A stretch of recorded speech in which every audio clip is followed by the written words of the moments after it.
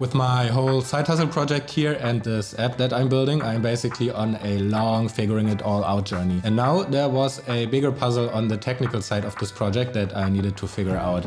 And this also made me realize once again how often we just cannot grasp the amount of work that can be involved in a simple button click somewhere on the internet. If we haven't met before, my name is Ludwig, and with these videos I'm documenting the journey of my 1-year experiment here, in which I tried to build a side hustle from zero to a monthly income of $800 within that 1 year. So, and that puzzle I was working on was to get the sign-in with a Google account to work in my web app. I needed this functionality now for it, and in this video I'm going to talk about why we won't need such a Google login at all and how I finally got it to work. Alright? Okay, then let's go.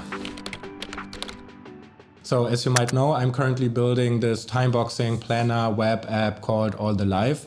And for using the timeboxing method, one of the main components we need is a calendar. This calendar in my app I wanted to connect to a Google Calendar in the backend, since it is just the most popular one and since I can then make use of the Google Calendar's functionalities. And all of the Google apps, just like most professional online apps or platforms today, offer a way to communicate with them directly from our code. The interface for this, which is not the graphical interface that you see on your screen and that you interact with by clicking with your mouse around, is called an API, which stands for Application Programmable Interface.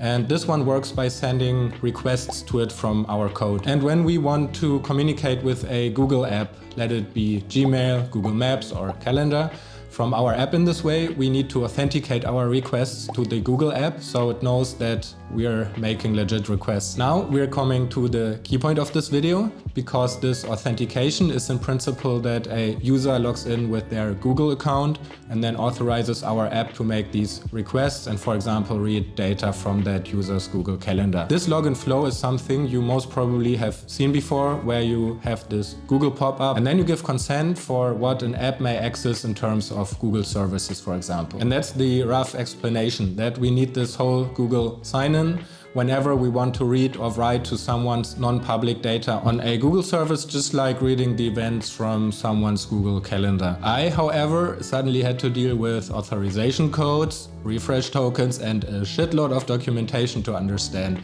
All stuff I did not really plan on involving myself in, as I want to use as many existing building blocks as possible so I can just be as quick as possible to launch this product. The twist here, however, was that I was already looking at those building blocks, meaning this was already as easy as it can get. But if I had to build myself everything that happens under the hood there, I would have probably not been finished in the next 10 years. So, and then let's now talk about how I actually built this Google login flow. So there are two different concepts that we need to separate here, and one is the authentication, which is about proving the identity of a user, and the other one is the authorization, which is about granting access to a user's data.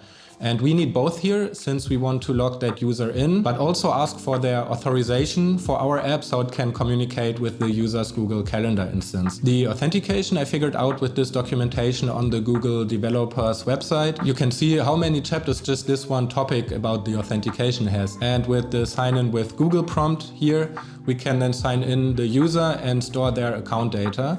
And this is then how the code looks like. But then we also have to ask that user to give us their authorization so we can call the Google Calendar API on their behalf.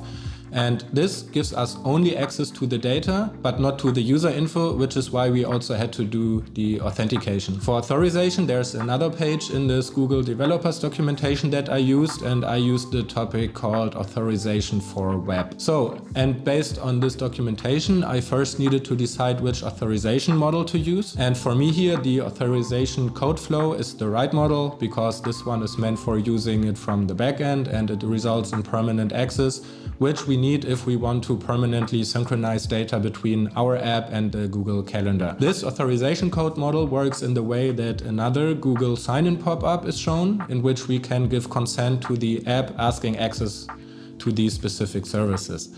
The access model in Google works by staged scopes, so that we can request access to different extents, so to say, like for the Calendar API, as we can see here. We can request read-only access to calendar settings or event data, or we can request full access to event data so that we can also add events to the user's Google Calendar instance that were created in our own app. So the user is then asked to give access to these scopes, and when they do, we get back an authorization code, which we send to our backend. And from there, we exchange it for a token, which is in principle also just a secret code. And this one is what now authorizes us to communicate with the Google API, like Google Calendar, on behalf of the user. And once I managed to untwist my brain and get all of this working, which did take me a few days when I sum up the time I spent on this over a few weeks, I could then get my events from Google Calendar to display in my own app all the live. For now, this is just done when I load the app up, but later on I will implement a dedicated login button and all that. But now I was just happy to see all these events showing up.